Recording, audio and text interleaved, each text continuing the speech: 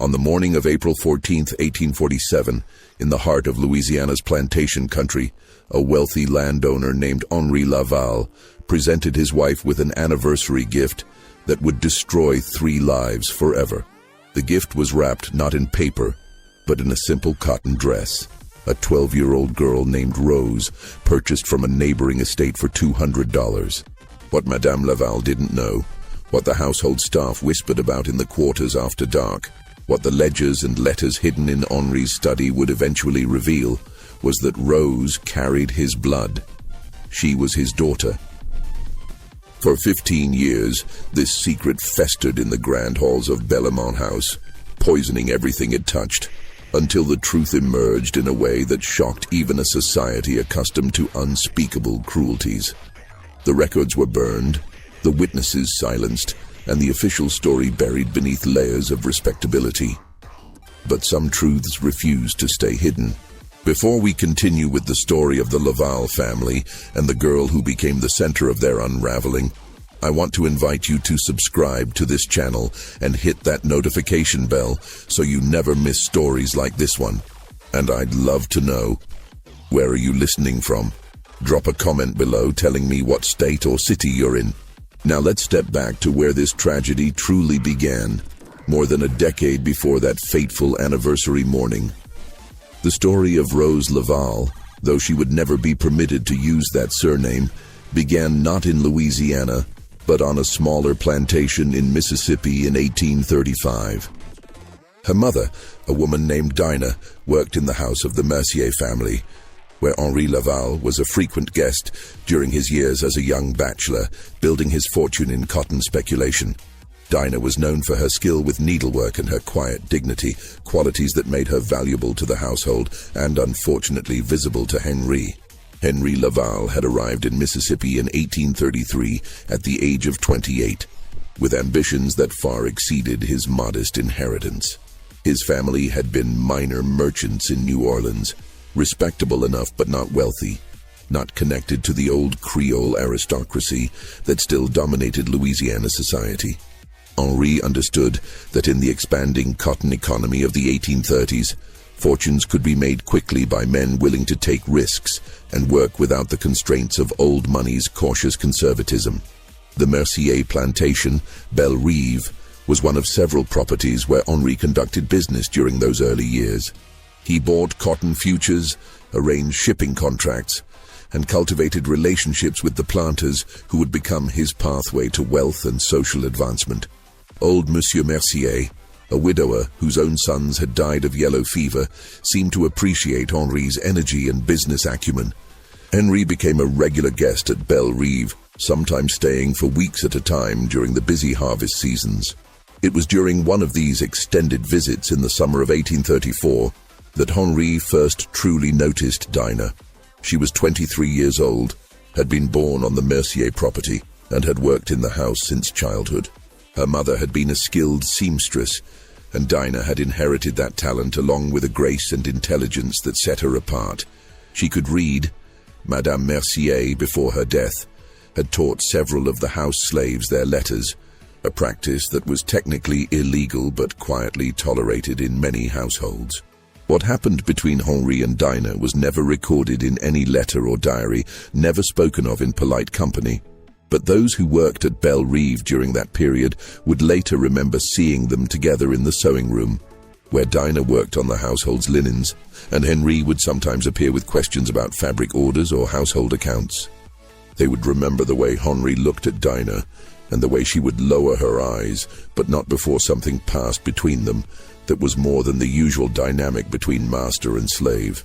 The relationship, if it could be called that, lasted through the fall of 1834. Henri was young, far from home, and operating in a world where white men's access to enslaved women was simply an accepted reality, rarely questioned and never punished. Dinah had no power to refuse, no protection, no choice.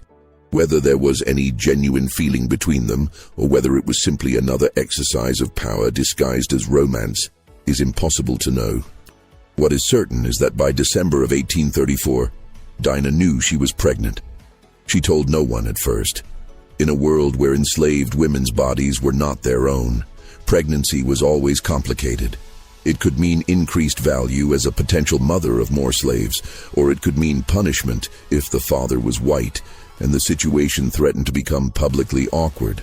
Dinah watched and waited, trying to gauge what Henry's reaction would be, whether he would acknowledge any responsibility or simply disappear back to New Orleans and leave her to face the consequences alone.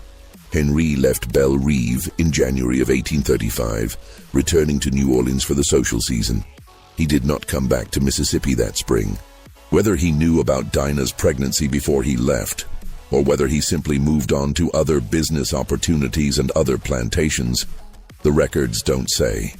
But by the time Rose was born in August of 1835, Henri Laval was already courting Celeste Dufresne in New Orleans, already building the respectable life that would eventually lead to his marriage and establishment as a prominent planter.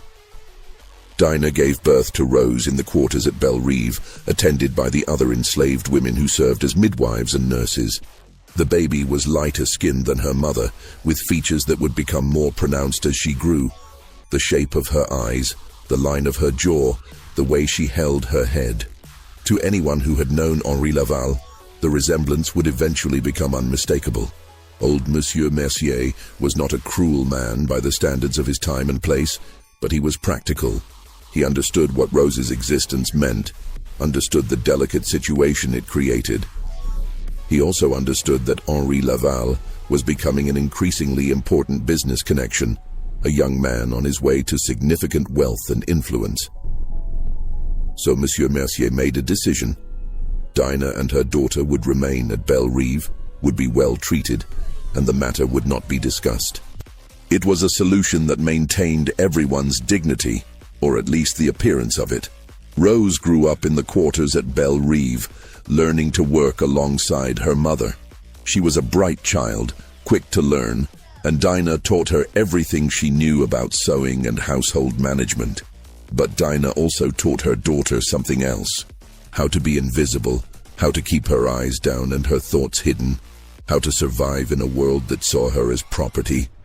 These were lessons that would serve Rose well in the years to come, though they could not protect her from everything. Henri Laval visited Belle Rive occasionally during Rose's childhood, though less frequently than in his bachelor years. He was married now, established at his own plantation in Louisiana, focused on building his cotton empire. But when he did visit, he would sometimes see Rose, a child playing in the yard, or helping her mother carry linens, or standing quietly in the corner while the adults conducted business. And each time he saw her, he would feel something twist in his chest, some combination of guilt and recognition, and a strange, uncomfortable pride. She was his daughter. He could never acknowledge her, could never claim her, but she was his. By 1847, Rose was 12 years old, and the resemblance to Henri had become too pronounced to ignore. Old Monsieur Mercier had died the previous year, and his estate was being managed by a nephew who had no particular loyalty to Henri Laval, and no reason to maintain the quiet arrangement that had protected Dinah and Rose. The nephew was consolidating the estate, selling off assets, and preparing to move to Mobile, where he had business interests. Several of the Belle Rive slaves were to be sold, and Rose was among them. When Henri learned of this, through business channels, through the network of information that connected planters and merchants across the South, he made a decision that would prove catastrophic for everyone involved. He would buy Rose. He would bring her to Bellamont House. He told himself it was to protect her, to ensure she ended up in a good situation, rather than being sold to strangers. But there was something else driving the decision, something darker and more complicated. Perhaps it was guilt, or perhaps it was a twisted desire to keep his daughter close, to have her in his household where he could see her, even if he could never acknowledge who she was.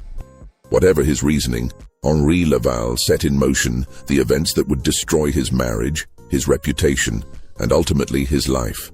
The transaction was handled through an intermediary, as such sensitive matters often were. In March of 1847, Henri arranged for a business associate named Charles Dupont to approach the Mercier nephew about purchasing several slaves, including a 12-year-old girl skilled in household work. The The price was fair, $200, standard for a healthy young slave with house training. The paperwork was unremarkable. Just another bill of sale in a society where such documents were produced by the thousands every year. Dinah was not included in the sale. The separation of mother and daughter was common enough in the slave trade to raise no particular comment, though those who witnessed Dinah's grief that day would remember it for years. She held Rose until the last possible moment, whispering something in her ear that no one else could hear. Later, those who had been present would wonder what Dinah had told her daughter in those final moments. A warning, a blessing, instructions for survival. Whatever the words were, Rose carried them with her when she was loaded into the wagon that would take her to Louisiana. The journey from Belle Reve to Belmont House took 4 days. Rose traveled with 3 other slaves who had been purchased by various buyers in the area, 2 field hands, and a woman who would work as a cook. They were chained together in the back of the wagon, given minimal food and water, and allowed to sleep on the ground at night. It was Rose's first experience of the brutal reality of being sold, of being transported like livestock from one owner to another. She had lived her entire life at Belle Reve, had known only one place, one community. Now she was being taken to a strange household, to work for people she had never met, for reasons she didn't understand. Rose arrived at Belmont House on April 10th, 4 days before the Laval's 9th wedding anniversary.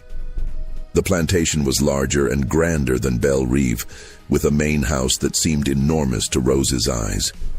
2 stories of white-painted wood with tall columns and wide galleries, surrounded by gardens and outbuildings. The quarters where the slaves lived were set back from the main house. A row of small cabins that housed the 40-some people who worked the cotton fields and maintained the household. Rose was kept in the quarters initially, given time to adjust to her new surroundings. The other house slaves studied her with curiosity and some suspicion. New slaves always disrupted the established hierarchy, and Rose was particularly puzzling. She was too light-skinned, too carefully selected. And there was something about the way Monsieur Laval had looked at her when she arrived, a look that the older slaves recognized and that made them uneasy. An elderly woman named Judith, who had worked at Belmont House for 30 years and served as the unofficial leader of the house slaves, took Rose aside on her second day. They were in the kitchen, where Rose was being taught the layout and routines of the household. "Child," Judith said quietly, making sure no one else was close enough to hear. "You need to understand something. You're in a dangerous position here. I don't know what the master's thinking, bringing you here, but it's not good. You keep your head down, you do your work, and you don't give Madame any reason to notice you more than necessary. You understand?" Rose nodded, though she didn't fully understand. She was 12 years old, had been torn from her mother and everything she knew, and was trying simply to survive each day. The complexities of the situation she had been placed in were beyond her comprehension. On the morning of April 14th, Henri called Rose into the main house. It was early, before Celeste had risen, and the house was quiet except for the sounds of the kitchen staff preparing breakfast. Henri met Rose in the hallway outside his study, and for a long moment, he simply looked at her. In the morning light coming through the tall windows, the resemblance between them was striking. The same eyes, the same shape of face, the same way of holding themselves. Henri felt that familiar twist in his chest, that mixture of guilt and recognition. "You're to be a gift for Madame," he said finally, his voice formal, distant. "For our anniversary. You'll work directly under her supervision, helping with her wardrobe and personal needs. You'll be respectful, obedient, and discreet.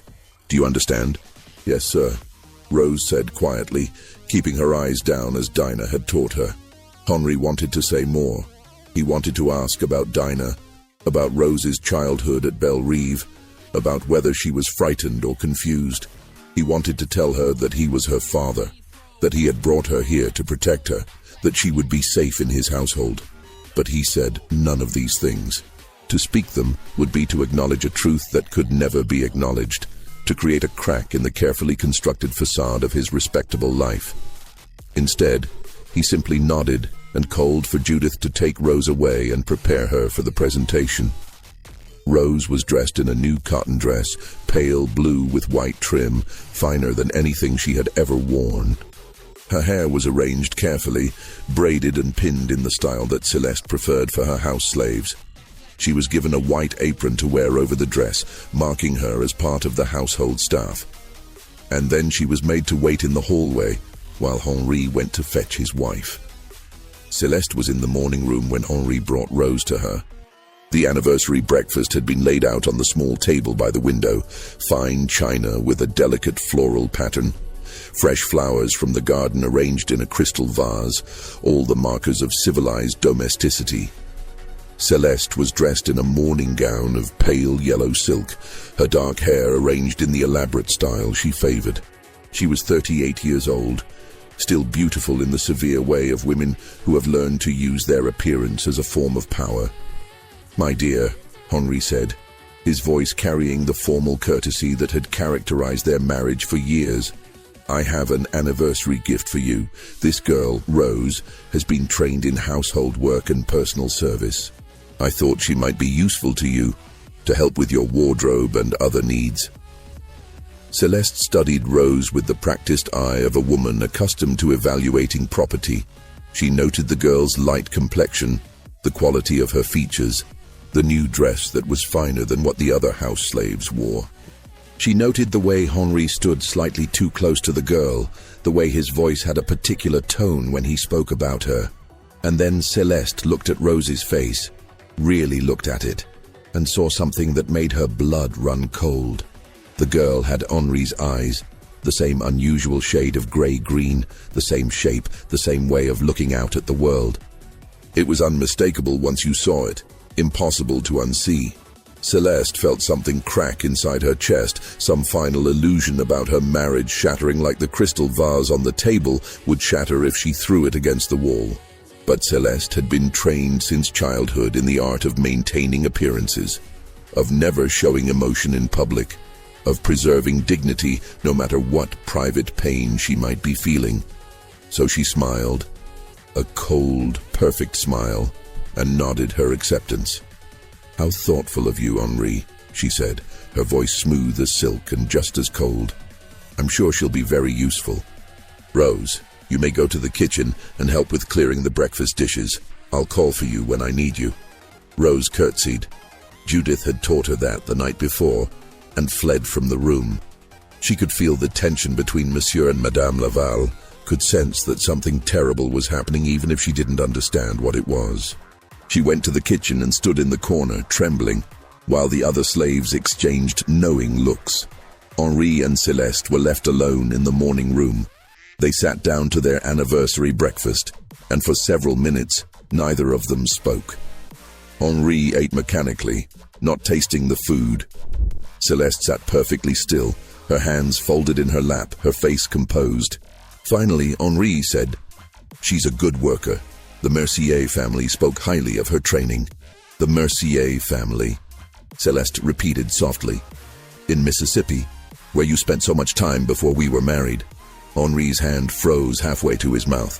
He set down his fork carefully. "Yes, I did business with them for several years. And this girl," Celeste continued, her voice still soft, still perfectly controlled. "She was born there. At the Mercier plantation?" "I believe so." "How old is she?" 12. Celeste did the mathematics in her head. 12 years old, born in 1835. Henri had been doing business with the Mercier family in 1834 and 1835 before their marriage, before he had even begun courting her. "She has your eyes," Celeste said finally, looking directly at her husband. "Did you think I wouldn't notice?" Henri said nothing. What could he say? Denial would be insulting to both of them. Admission would force them both to confront a truth that their society had carefully constructed elaborate fictions to avoid confronting. "I see," Celeste said after a long silence. She stood up, smoothing her skirt with hands that trembled only slightly. "Thank you for the anniversary gift, Henri. It's very illuminating." She walked out of the morning room with her head high, her back straight, every inch the aristocratic lady she had been raised to be. But inside, Celeste Dufresne-Laval was calculating, planning and nursing a rage that would poison everything it touched for the next 15 years. The first weeks of Rose's life at Belmont House established patterns that would persist for years. She was assigned to work directly under Celeste's supervision, which meant she was constantly in the mistress's presence. She helped Celeste dress in the morning, arranged her hair, maintained her wardrobe, served her meals when she took them in her room, and attended to countless small tasks throughout the day. Celeste was never cruel in any obvious way. There were no beatings, no deprivations of food, nothing that would have been remarked upon by visitors or other staff. But there was a coldness in how Celeste treated Rose, a particular quality of attention that felt more like surveillance than supervision. She watched Rose constantly, studied her face, compared her features to Henri's, and she found ways to remind Rose, subtly but constantly, of her powerlessness. Rose would be made to stand for hours holding items, while Celeste decided whether to use them. A shawl, a book, a fan. She would be sent to fetch something from another room, only to be told when she returned that it was the wrong item, that she should have known better, that she needed to pay more attention. She would be given tasks that were impossible to complete perfectly, mending linens with stitches so small they could barely be seen, polishing silver until it showed no fingerprints whatsoever, arranging flowers in vases according to specifications that changed each time Rose thought she had understood them. It was work designed not for productivity, but for control, for the constant reinforcement of Rose's powerlessness and Celeste's absolute authority. And it was effective. Within a month, Rose had learned to move through the house like a ghost, silent and invisible, trying desperately not to draw any more attention than necessary. The other slaves at Belmont House understood the situation, or at least understood enough to know that Rose occupied a strange and dangerous position. Some pitied her. Judith, the elderly woman who had tried to warn Rose on her first day, would sometimes slip her extra food or a kind word when Celeste wasn't watching. But others resented Rose for the attention she received, even if that attention was poisonous. She was a house slave, which already set her apart from the field workers. She worked directly for Madame, which gave her a certain status. And there was the matter of her light skin, her obvious connection to the master, the special treatment she had received even before arriving at Belmont House. Rose had no real friends in the quarters, no confidants. She was isolated by the very secret that defined her existence, trapped between two worlds and belonging fully to neither. Meanwhile, Celeste had begun her investigation. She was a methodical woman, patient and thorough. She understood that suspicion was not enough. She needed confirmation, needed to know exactly what had happened between Henri and this girl's mother, needed to understand the full scope of her husband's betrayal. She began by writing letters, casual correspondence with acquaintances in Mississippi, women she had met during visits to New Orleans, wives of planters who did business with Henri. The letters were full of the usual social pleasantries, but they also contained careful questions. Did you know the Mercier family? Such a tragedy about old Monsieur Mercier's death. I understand they've sold several of their people recently. There was a girl, Rose, who came to work for us, such a well-trained young thing. Do you know anything about her background? The responses came slowly over the summer of 1847. Most contained nothing useful, just vague pleasantries and expressions of sympathy for the Mercier family's losses. But then, in August, a letter arrived from a woman named Madame Rousseau, whose husband owned a plantation neighboring Belle Rive. The letter was full of gossip, as Madame Rousseau's letters always were. She wrote about the weather, about the cotton crop, about various social events and scandals. And then, almost as an afterthought, she wrote, "You mentioned the girl Rose who came to work for you. Yes, I remember her mother, Dinah, such a skilled seamstress. There was some talk years ago about the circumstances of Rose's birth. You know how people gossip. Your husband was a frequent visitor at Belle Rive in those days, before your marriage, of course. I'm sure it's nothing, just the usual plantation rumors, but the girl does have rather distinctive features, doesn't she? Celeste read the letter 3 times, standing by the window in her bedroom where the afternoon light fell across the page. The phrasing was delicate, the implications carefully veiled, but the message was clear enough. Her suspicions were confirmed. Rose was Henri's daughter, born of a relationship with an enslaved woman during his bachelor years in Mississippi. That evening, Celeste confronted Henri in his study. It was after dinner and the house was quiet. She closed the door behind her and stood in front of his desk, the letter from Madame Rousseau in her hand. "I know," she said simply. Henri looked up from the ledger he had been reviewing. He saw the letter, saw the expression on his wife's face, and understood immediately what she meant. "Celeste," he began. "Don't," she interrupted, her voice sharp. "Don't insult me with denials or explanations. I know what you did. I know who that girl is, and I know that you brought her into this house, into my household, as some sort of, penance? Attempt at protection? A way to keep your bastard daughter close while maintaining your respectable facade?" Henri stood up, his face flushing. "It wasn't like that. I was trying to help her. The Mercier estate was being sold, and she would have been sent to God knows where. I thought if I brought her here—" "You thought you could have it both ways," Celeste said coldly.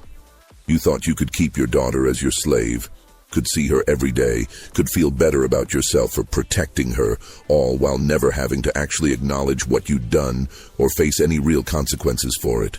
And you thought I would never know, or that if I did know, I would simply accept it like a good wife and say nothing. What do you want me to do?" Henri asked, his voice tired. "She's here now, she's a child. Whatever happened with her mother was 12 years ago, before we were married. I can't change the past." "No," Celeste agreed, "but you can change the present. You can sell her, send her away, remove this reminder of your indiscretion from my house." Henri shook his head. "I won't do that. She's safe here. She's being treated well. To sell her now would be to condemn her to who knows what kind of situation." "How noble of you," Celeste said, her voice dripping with sarcasm. "How very noble to keep your slave daughter in your household, where you can feel virtuous about protecting her while she serves your wife. Do you not see how twisted this is? How insulting it is to me to have to look at her every day, to see your eyes looking back at me from her face." "I'm sorry," Henri said quietly. "I'm sorry for all of it, but I won't sell her. That's final." Celeste stared at her husband for a long moment. Then she smiled, a cold, terrible smile that made Henri take a step back. "Very well," she said. "She stays. But understand this, Henri. She is my property now. You gave her to me as a gift, remember? That means I decide how she's treated, what work she does, what happens to her. You've absolved yourself of responsibility by making her mine. So she's mine, and you will not interfere with how I choose to manage my own property." She turned and walked out of the study, leaving Henri standing alone among his ledgers and account books, surrounded by all the evidence of his wealth and success, and feeling more powerless than he had ever felt in his life. From that night forward, the dynamic at Bellamont House shifted into something darker. Celeste's treatment of Rose became more pointed, more deliberately cruel in small ways. The tasks became more tedious, the standards more impossible, the criticism more constant, and Henri, bound by his own words and his own guilt, could do nothing but watch. The years between 1847 and 1852 saw Rose grow from a frightened child into a young woman trapped in an impossible situation. She understood by now, through overheard conversations and the way Celeste looked at her, that Henri was her father. But this knowledge brought no comfort, no protection. If anything, it made her position more precarious. Rose learned to read Celeste's moods, to anticipate her needs, to make herself as invisible as possible. She learned which rooms to avoid when Madame was in a particularly dark mood, which tasks were most likely to meet with approval, which silences were safest. It was an education in survival, in navigating a world where she had no power and no protection. Henri avoided Rose as much as possible. When he did encounter her in the house, his expression was a mixture of guilt and something else. Perhaps regret, perhaps resentment that she existed as a living reminder of his past indiscretion and present moral failure. He never spoke to her directly if he could avoid it, never acknowledged the connection between them. To do so would be to admit the truth, and admission was impossible. But there were moments when the facade cracked slightly. Once, when Rose was 14, she was carrying a heavy tray of dishes from the dining room to the kitchen when she stumbled on the stairs. The tray fell, and china shattered across the floor. Rose stood frozen, knowing that such carelessness would result in punishment, probably being denied dinner, possibly being whipped by the overseer if Celeste was angry enough. Henri had been in the hallway and had seen the accident. He saw Rose's face, saw the fear there, and something in him broke. He called for Judith to clean up the mess and told Rose to go to the kitchen. When Celeste came to investigate the noise and demanded to know who was responsible, Henri said it had been one of the other slaves, that the matter had been dealt with, that Celeste needn't concern herself. It was a small protection, a small lie, but it was the only thing Henri could offer. And Rose, standing in the kitchen and listening to her father lie to protect her, felt a complicated mixture of gratitude and grief. He was her father, and he cared enough to lie for her. But he didn't care enough to free her, to acknowledge her, to give her any real protection or any real life. As Rose grew older, new dangers emerged. She was becoming a young woman, and in the world of southern plantations, that meant she was becoming vulnerable in new ways. The male slaves at Bellamont House generally left her alone. She was too closely associated with the master and mistress, too dangerous to approach. But there were visitors to the plantation, business associates of Henri's who would sometimes stay for days or weeks. And there were the white men who worked on the property, the overseer, the bookkeeper, the various tradesmen who came and went. Rose learned to avoid being alone with any of them. Learned to keep to the main house where Celeste's presence offered a strange kind of protection. Celeste might hate her, might make her life miserable in countless small ways, but she also had a vested interest in maintaining control over her household and her property. No one would touch Rose without Celeste's permission, and Celeste was not inclined to grant that permission. But in 1850, when Rose was 15, the situation changed. Henri hired a new overseer named Thomas Garrett to manage the field operations at Bellamont. Garrett was a hard man, typical of his profession. He had worked on plantations across Louisiana and Mississippi, had a reputation for maintaining discipline and maximizing productivity. He was also a man who believed that his position gave him certain privileges, including access to enslaved women. Garrett noticed Rose almost immediately. She was beautiful in a way that was impossible to ignore. Light-skinned, delicate features, a grace in how she moved that set her apart from the other slaves. And there was something else about her, something in her bearing that suggested she was different, special, connected to the master's household in some significant way. Garrett began to pay attention to Rose, finding excuses to be near the main house, making comments that started as seemingly innocent observations and gradually became more pointed.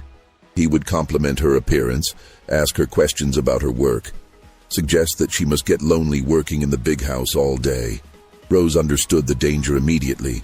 She had seen what happened to slave women who caught the attention of white men, had heard the stories whispered in the quarters. She tried to avoid Garrett, but it was difficult. He had legitimate reasons to be around the main house. He needed to report to Henri about the field operations, to coordinate with the house staff about supplies and schedules. And he was clever about his pursuit, never doing anything obvious enough to be reported, never crossing the line in ways that could be clearly documented. Rose finally worked up the courage to mention Garrett's behavior to Celeste. It was a desperate move, but she hoped that the mistress might intervene, if only to protect her property. She waited until she was helping Celeste dress one morning when they were alone in the bedroom. "Madame," Rose said quietly, her voice shaking, I need to tell you something. The overseer, Monsieur Garrett, he's been paying attention to me, saying things. I'm afraid of what he might do." Celeste continued fastening her dress, not looking at Rose. For a long moment she said nothing. Then, finally, she turned and looked at the girl with cold eyes. "You will manage your own difficulties," Celeste said flatly. "Do not bring such matters to me again. You are not a child anymore, Rose. You should be capable of handling the attention of men without running to me for protection." Rose felt something die inside her chest. She had known that Celeste hated her, had known that she could expect no kindness from the woman who owned her. But she had hoped, desperately, that Celeste's sense of property rights, her desire to maintain control over her household, would offer some protection. Instead, Celeste was making it clear that Rose was on her own, that whatever happened to her was her own problem. "Yes, madame," Rose whispered, and said nothing more. The rejection was devastating, but it also clarified Rose's situation with brutal honesty. She was truly alone. Henri wouldn't protect her because to do so would be to acknowledge their relationship. Celeste wouldn't protect her because she wanted Rose to suffer. The other slaves couldn't protect her because they had no power. Rose was trapped in a situation where she was vulnerable to any white man who decided to take an interest in her, with no recourse and no hope of intervention. She began to plan. It was a desperate, probably hopeless plan, but it was all she had. She would save every penny she could get her hands on, tips from visitors, coins found in the laundry, anything. She would learn everything she could about the world beyond Bellamont House, about routes north, about people who might help escaped slaves. And when the time was right, when she had enough resources and enough knowledge, she would run. It was a fantasy, really. The chances of a young enslaved woman successfully escaping from Louisiana to freedom in the north were infinitesimal. The patrols were constant, the penalties for helping runaways were severe, and the distances were vast.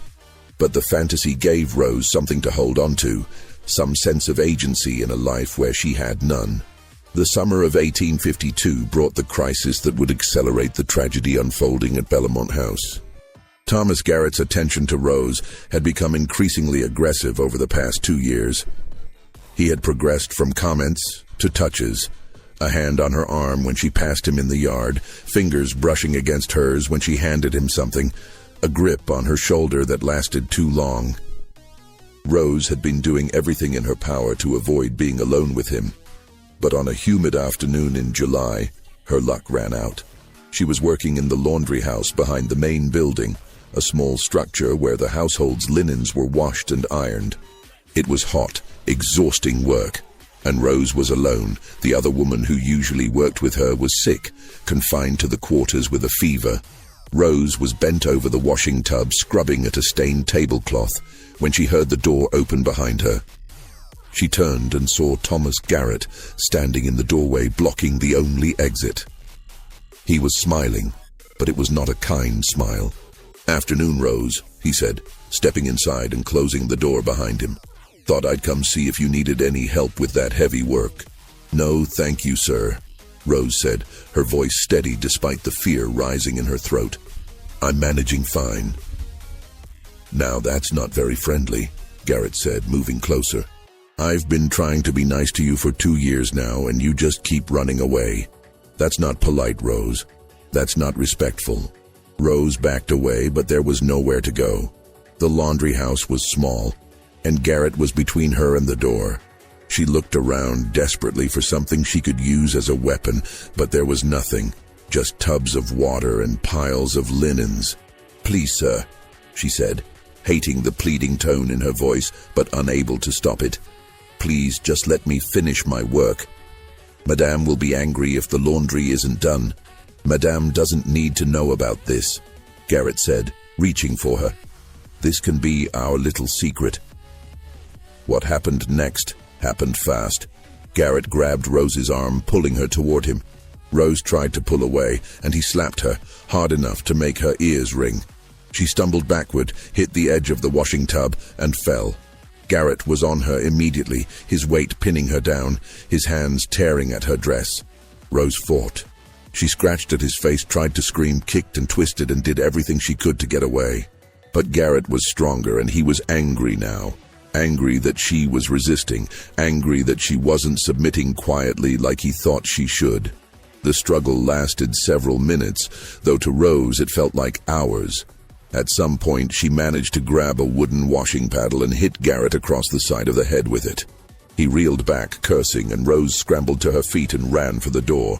She burst out of the laundry house and ran toward the main house, her dress torn, her face bruised and bleeding from where Garrett had hit her. She could hear him behind her, shouting, but she didn't stop. She ran up the back stairs and into the house, past the shocked kitchen staff, and straight to Henri's study. Henri was at his desk when Rose burst in without knocking, a breach of protocol that would normally have resulted in immediate punishment. He looked up, startled, and then saw her condition, the torn dress, the bruises, the terror in her eyes. "What happened?" he demanded, standing up. Rose stood before him, trembling, and said the words she had never been permitted to say, the words that had been forbidden for 7 years. "You're my father. Please help me." The silence that followed was absolute. Henri stared at his daughter, and in that moment, he could not deny that's what she was, standing before him with his own eyes looking back at him in desperate appeal. For a long moment, something like recognition, perhaps even compassion, flickered across his face. He saw her not as property, not as a problem to be managed, but as his child, his daughter, a human being who needed his protection. Then, Celeste appeared in the doorway. She had heard the commotion, had followed Rose through the house. She stood there perfectly composed despite the chaos and took in the scene. Rose in her torn dress, Henri standing behind his desk with an expression of anguish on his face, the words that had just been spoken hanging in the air between them. "Get out," Celeste said to Rose, her voice like ice. "Go to your quarters and stay there. Do not come back to this house until you are sent for." Rose looked at Henri, hoping for some sign that he would contradict his wife, that he would offer the protection she had begged for. But Henri said nothing.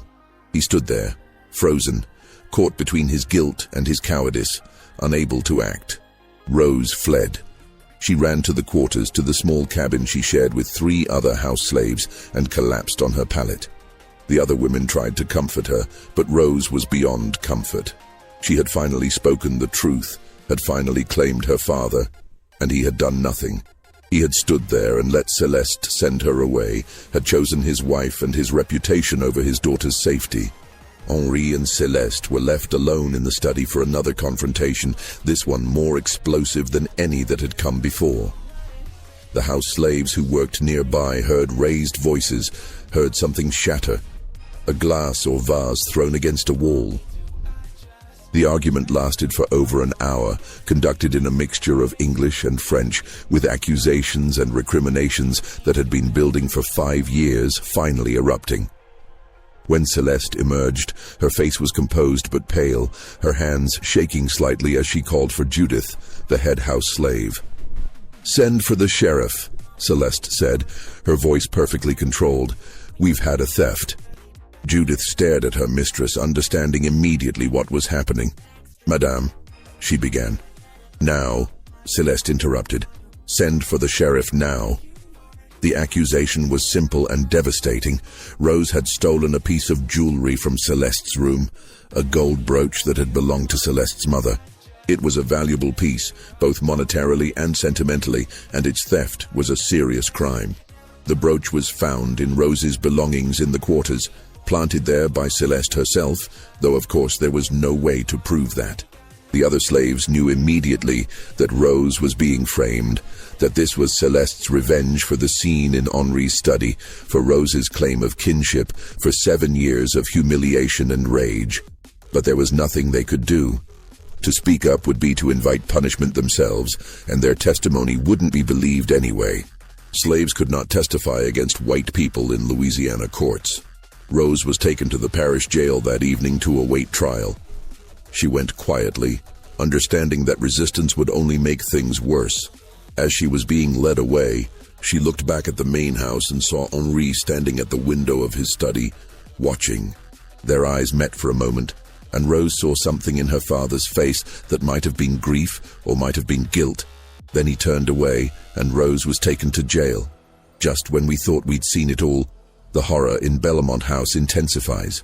If this story is giving you chills, share this video with a friend who loves dark mysteries, hit that like button to support our content, and don't forget to subscribe to never miss stories like this. Let's discover together what happens next. The trial of Rose for theft was scheduled for August 3rd, 1852, 3 weeks after her arrest. She spent those weeks in the parish jail, a small stone building that held perhaps a dozen prisoners at any given time. The conditions were harsh. She was kept in a cell with 2 other women, given minimal food and water, and allowed outside only for brief periods each day. But the physical hardship was nothing compared to the psychological torment of knowing that she was being punished not for anything she had done, but simply for existing, for being the living evidence of Henri Laval's past and Celeste Laval's humiliation. Henri visited the jail once during those 3 weeks. He came late at night, when few people would see him, and asked to speak with Rose privately. The jailer, who knew Henri and depended on his goodwill for various business matters, allowed it. Father and daughter sat across from each other in the small visiting room, separated by a wooden table. For a long time, neither of them spoke. Henri looked at Rose, at her bruised face, her thin frame, the hopelessness in her eyes, and felt shame so profound it was almost physical. "I'm sorry," he said finally. "I'm sorry for all of it.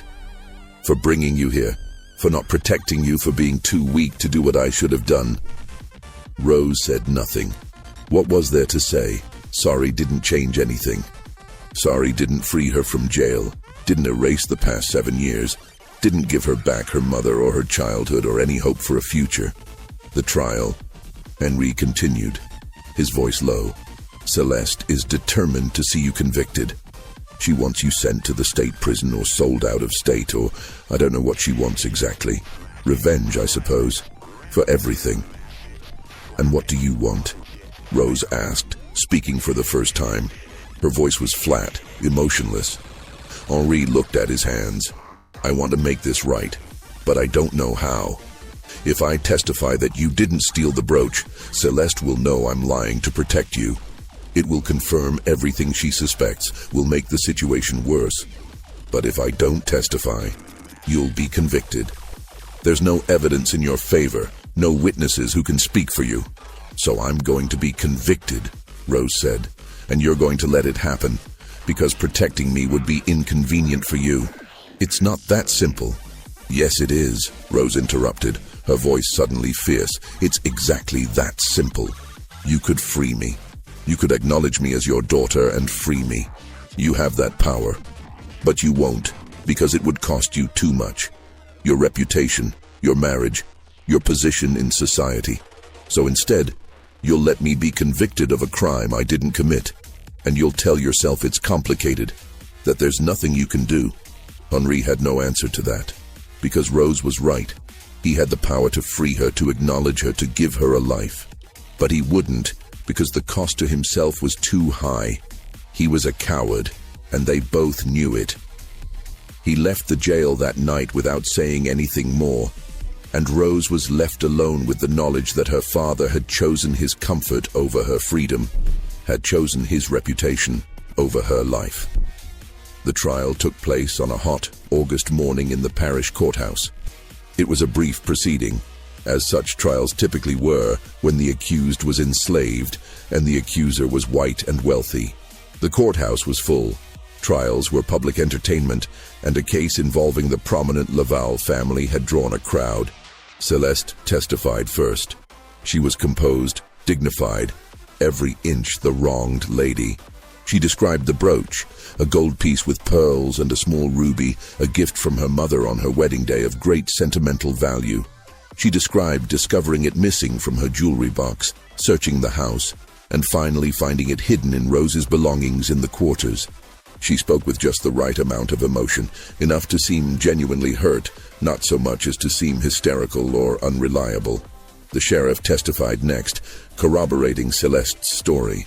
He had been called to Belmont House, had been shown the missing brooch, had accompanied Madame Laval to the quarters where the brooch had been found in Rose's possession. It was a clear case of theft, he said. The evidence was undeniable. Rose was not permitted to testify in her own defense. Louisiana law prohibited slaves from testifying against white people. Her court-appointed attorney, a young man who had been practicing law for less than a year and who clearly wanted to be anywhere but in this courtroom, made a perfunctory argument that the evidence was circumstantial, that there was no proof Rose had actually taken the brooch, but his heart wasn't in it, and everyone in the courtroom knew it. The judge was preparing to deliver the inevitable guilty verdict when Henri Laval stood up in the courtroom. "Your Honor," he said, his voice rough, "I wish to address the court." The room fell silent. Celeste turned to stare at her husband, her face suddenly alert with alarm. She knew that tone in his voice, knew that something was about to break. She half rose from her seat as if to stop him, but it was too late. Henri walked to the front of the courtroom. He looked at Rose, standing in the dock with her hands bound, her face showing no expression because she had learned long ago that showing emotion was dangerous. He looked at his wife, sitting rigid in her seat, her eyes promising consequences. He looked at the judge, at the crowd of spectators, at all the people who represented the society he had worked so hard to be accepted by. And then he made his choice. "The girl is innocent," Henri said clearly. "The brooch was not stolen. It was misplaced. My wife was mistaken." The courtroom erupted in murmurs. The judge banged his gavel for silence. Celeste had gone white, then red, her hands gripping the arms of her chair so tightly her knuckles showed pale. "Monsieur Laval," the judge said carefully, "are you certain? This is a serious accusation to retract. Are you saying that your wife has lied to this court?" Henri hesitated. He could feel Celeste's eyes on him, could feel the weight of what he was doing. If he continued, if he publicly contradicted his wife, he would be humiliating her in front of the entire parish. Their marriage would be destroyed. His reputation would be damaged. People would ask questions about why he was so determined to protect this particular slave girl. But if he didn't continue, Rose would be convicted.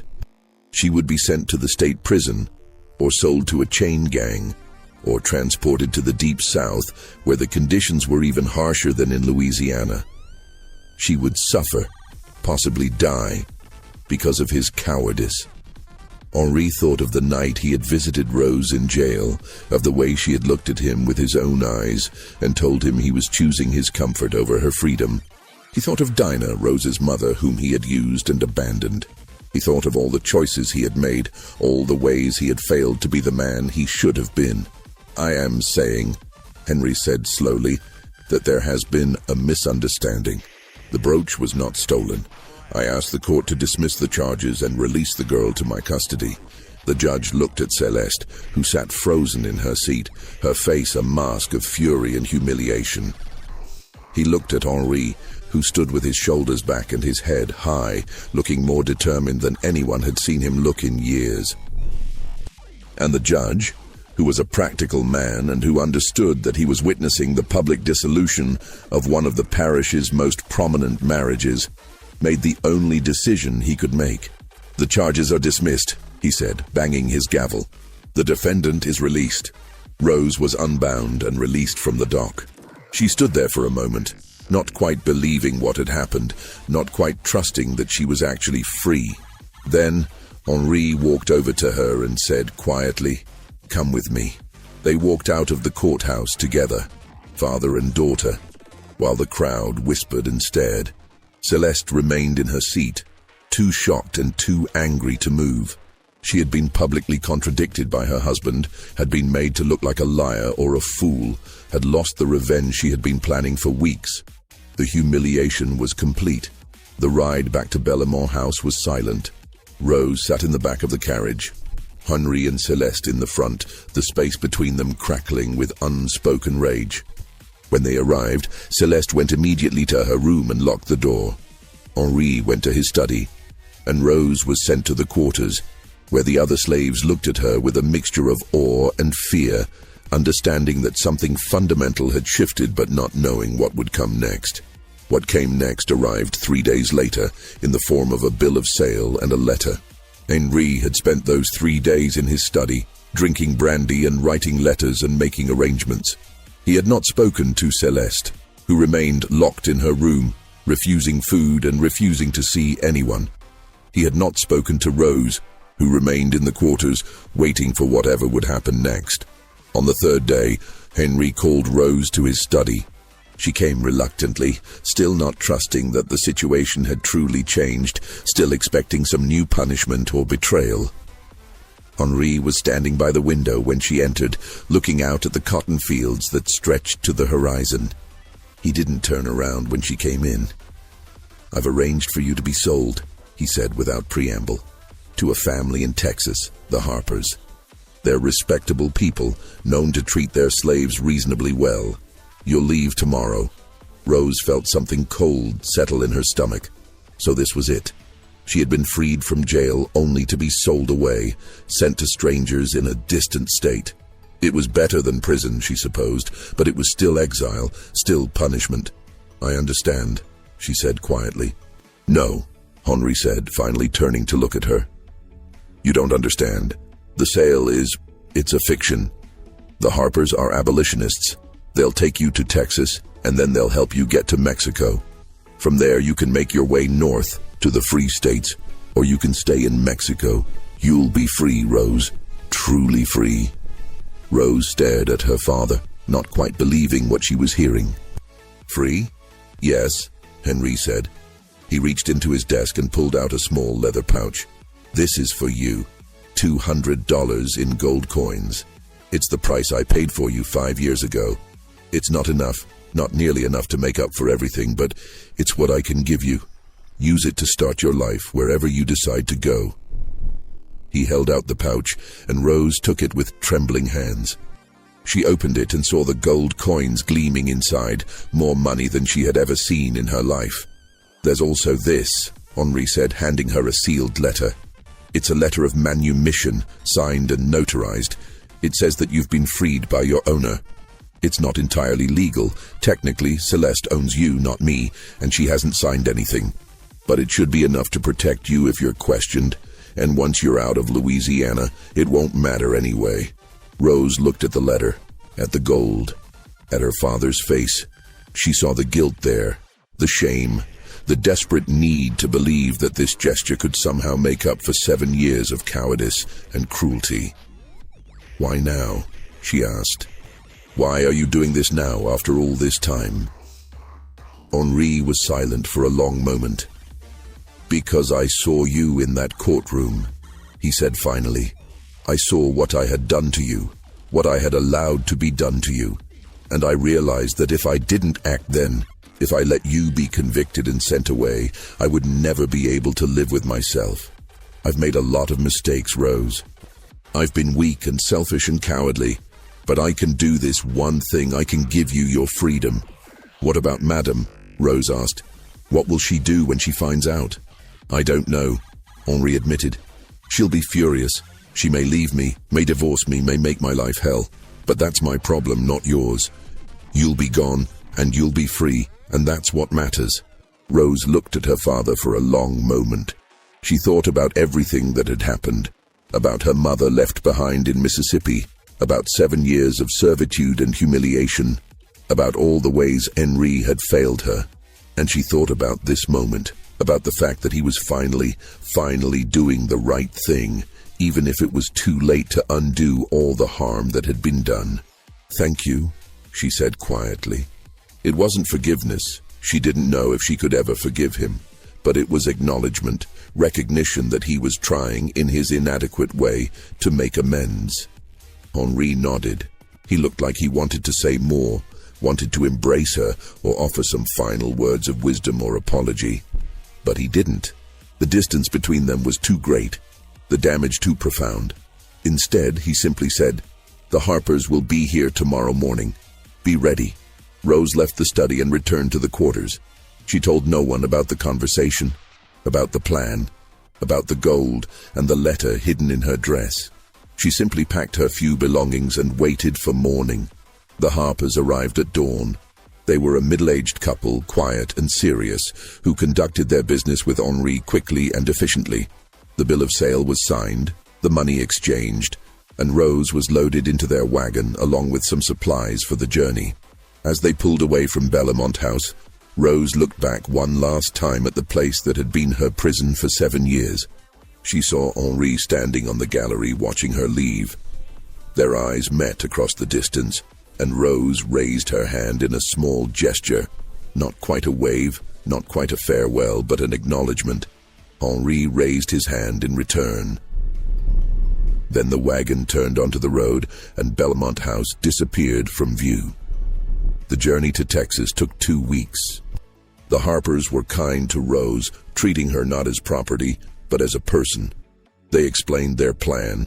They would take her to their home near the Texas-Mexico border, and from there, they would help her cross into Mexico. They had contacts there, people who could help her establish herself, find work, build a life. Rose listened to all of this with a sense of unreality. Freedom had been an abstract concept for so long, a fantasy she barely allowed herself to imagine. Now it was becoming real, and she didn't quite know how to process it. They reached the Harpers' home in late August. It was a small ranch, isolated and quiet, far from the major towns and the eyes of authorities. The Harpers gave Rose a room, fed her, and treated her with a kindness she had almost forgotten existed. And after a few days of rest, they helped her cross the border into Mexico. Rose spent the next year in a small town in northern Mexico, working as a seamstress and learning Spanish. She used Henri's gold carefully, saving most of it while she established herself. And in 1853 she made the decision to continue north, to the United States, to the free states where slavery was illegal. The journey was long and dangerous.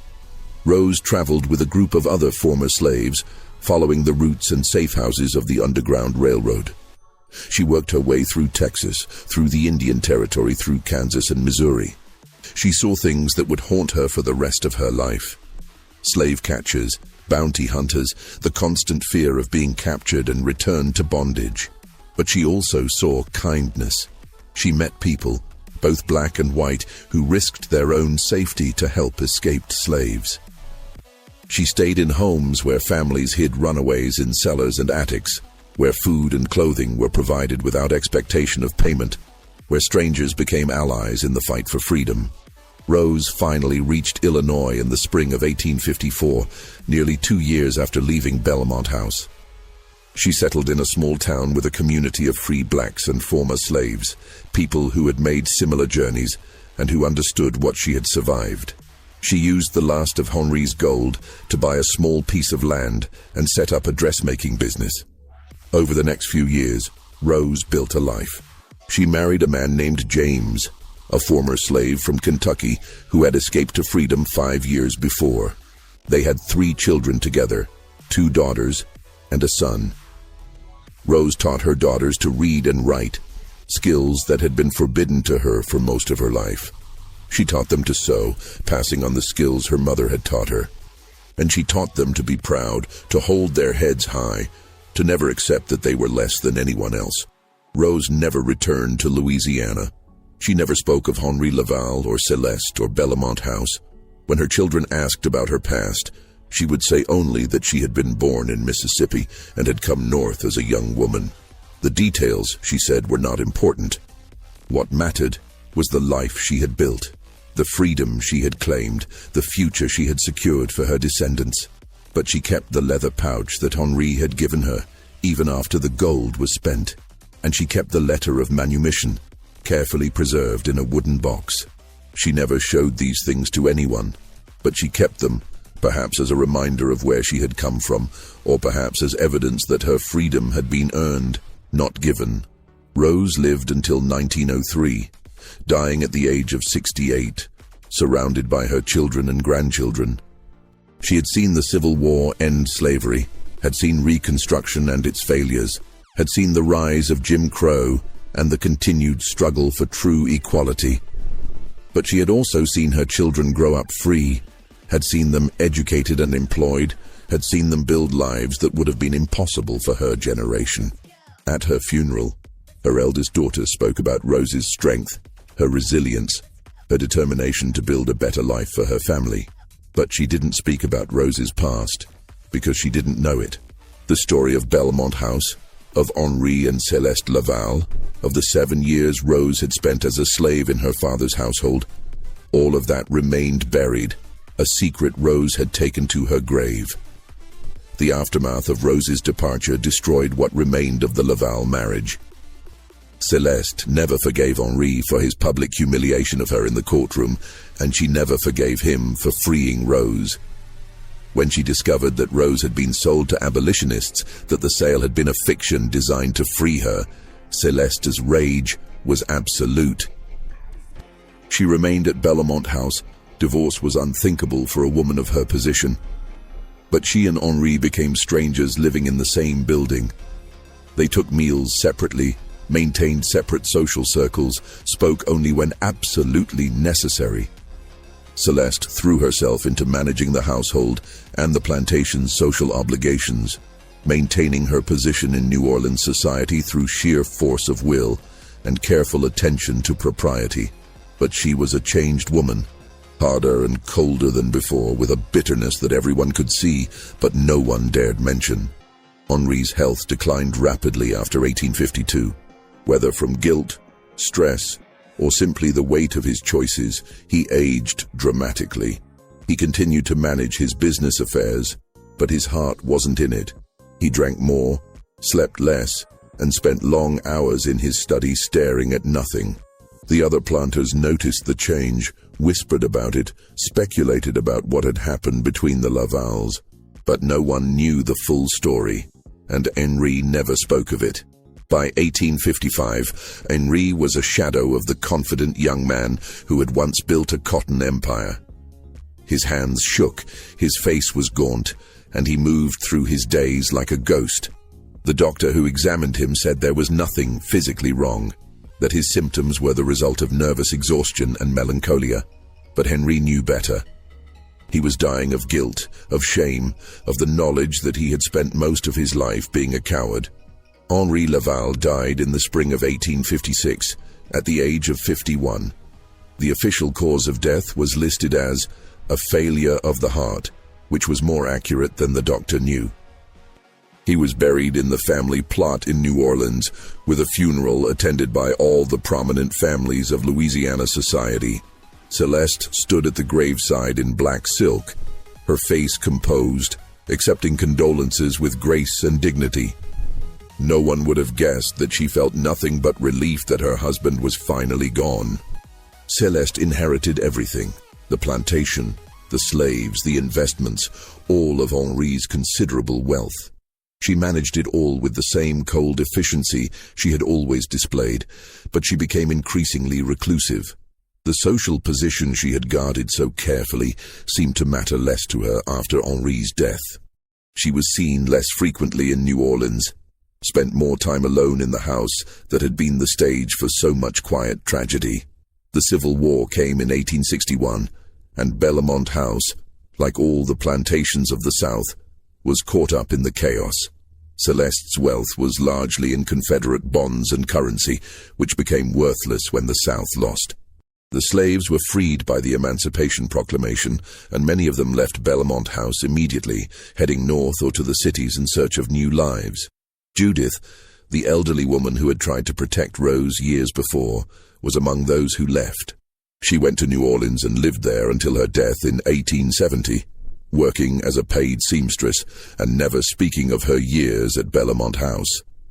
Celeste struggled to maintain the plantation in the post-war years, but it was a losing battle. Without slave labor, without capital to pay workers, without the social and economic structures that had supported the plantation system, Belmont House fell into decline.